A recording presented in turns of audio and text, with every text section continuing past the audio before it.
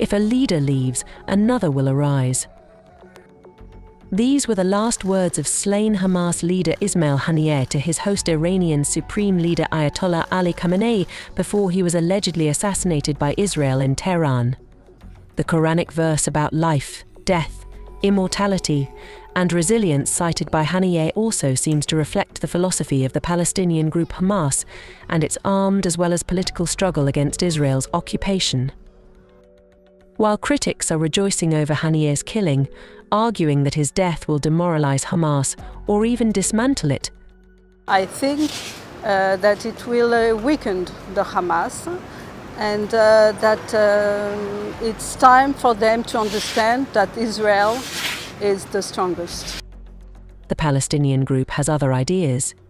نتنياهو يعتقد أن اغتيال الأخ القائد إسماعيل هنية والعمليات التي يقوم بها داخل قطاع غزة يمكن أن تكسر إرادة الشعب الفلسطيني وإرادة المقاومة الفلسطينية على طاولة المفاوضات وخارج طاولة المفاوضات، ولكن نتنياهو واهم حركة حماس ستبقى صلبة تحافظ على ثوابت وحقوق شعبها ولن تقدم تنازلات تخصم من رصيد الشعب الفلسطيني. The statement by the member of Hamas leadership was made at a mourning house in Qatar, where Haniyeh was laid to rest in a cemetery in the city of Lusail after a funeral ceremony attended by thousands of mourners. Haniyeh, who was among the chief negotiators of a ceasefire deal with Israel, which is waging a relentless war on the besieged territory of Gaza, was killed by a missile that directly hit a state guest house in Tehran where he was staying. Haniyeh headed the group's political bureau until his death. His deputy Saleh Arouri, who was killed in an Israeli strike in Beirut in January, would have been the natural successor of Haniyeh. However, with Arouri dead and his post still vacant, the political leadership of Hamas seems to have gone awry, and the Israeli attacks on Gaza, which is the group's base, further complicates matters. So, who could succeed Haniyeh? Who are the possible contenders for the post? Shura Council, the main consultative body of Hamas, is now expected to meet soon to name a new successor. The council's membership is kept secret but represents regional chapters of the group in Gaza, the West Bank, diaspora, and those imprisoned. A full leadership meeting may be complicated by their inability to convene. Many of the group's nearly 60 members are in Gaza. However, a consensus candidate may be named before the Shura is able to convene, with a formal election to be held by the council later.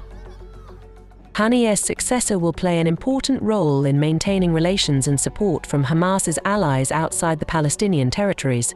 Equally important is the backing of regional allies, especially amid the war in Gaza.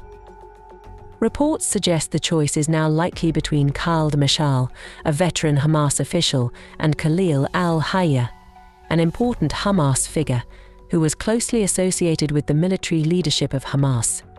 Other possible contenders being considered for the role are Musa Abu Marzouk, Nizar Abu Ramadan, Yahya al-Sinwar, and Zaha Jabarin.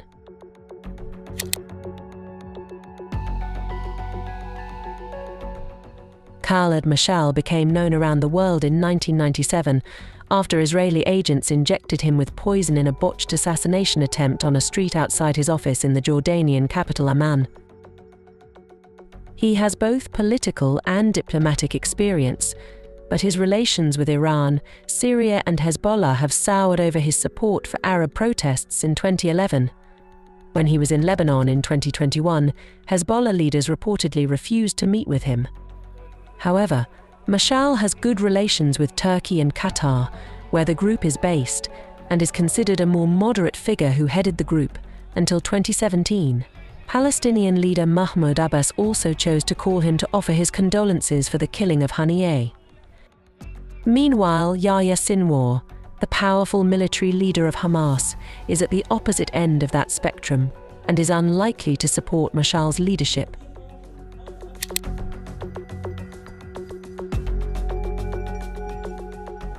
Khalil al-Hayya, who is Sinwar's deputy, is a prominent leader living originally in Gaza, with important international connections and good relations with the military wing, as well as with Iran, Qatar, Egypt and Turkey. He was the first leader to speak after the attack on Haniyeh.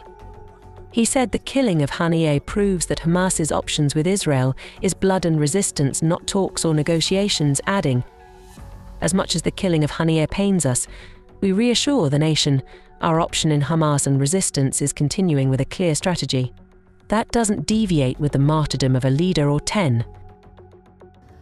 After years of cold relations with the Iran-led axis of resistance over Hamas's backing of the opposition against Syrian President Bashar Assad during Syria's conflict that began in March 2011, Hamas began mending its relations with Iran and reconciled with Assad.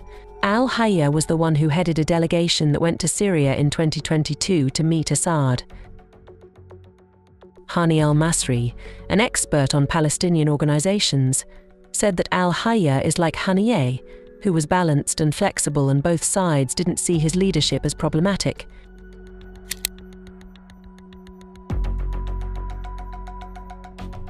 Musa Abu Marzouk, Mashaal's deputy, is another potential candidate. Marzouk is subject to an asset freeze in the UK, which is an ally of Israel and is supporting Tel Aviv's war on Gaza. He was placed under counter-terrorism regulations by Britain. He has also represented Hamas in various interviews in what BBC called polished and measured manner. Marzouk is also listed as a specially designated global terrorist by the Treasury Department of the US, another staunch ally of Israel, and is indicted on several charges of coordinating and financing Hamas activities.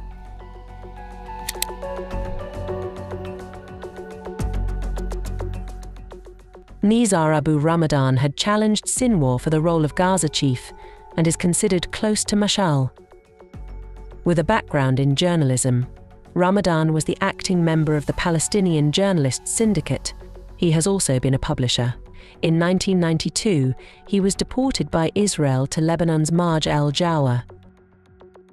On September 25, 2005, he was arrested by Israel and held for 6 months in administrative detention in Ketziot prison.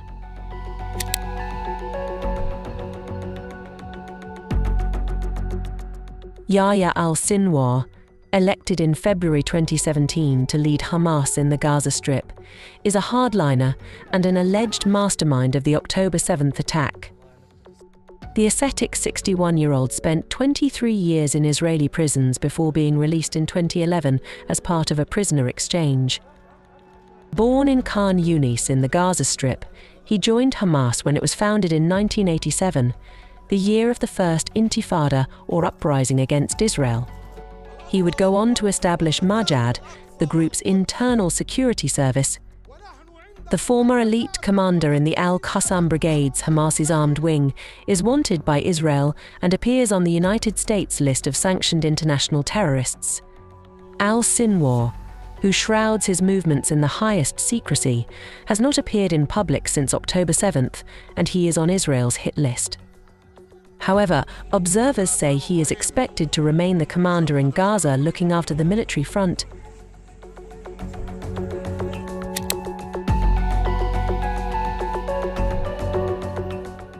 Zaha Jabarin has been Hamas's long-time treasurer, also known as the group's CEO, who was close to Haniyeh and was sometimes described as one of his right-hand men.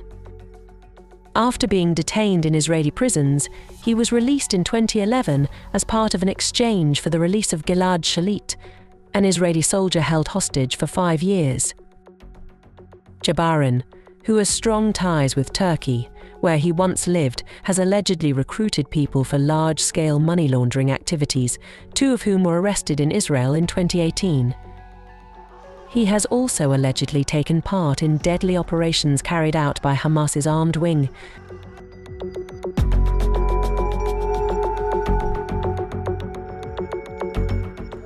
Observers believe that the context of Haniyeh's succession may influence the future of Hamas more than the individual personality of its leader. Haniyeh's killing and the faltered ceasefire talks are likely to strengthen hardliners within the movement and further shift Hamas toward hardline strategies and away from diplomacy and politics. According to Hugh Lovat, who is an expert on the Israeli-Palestinian conflict with the European Council on Foreign Relations.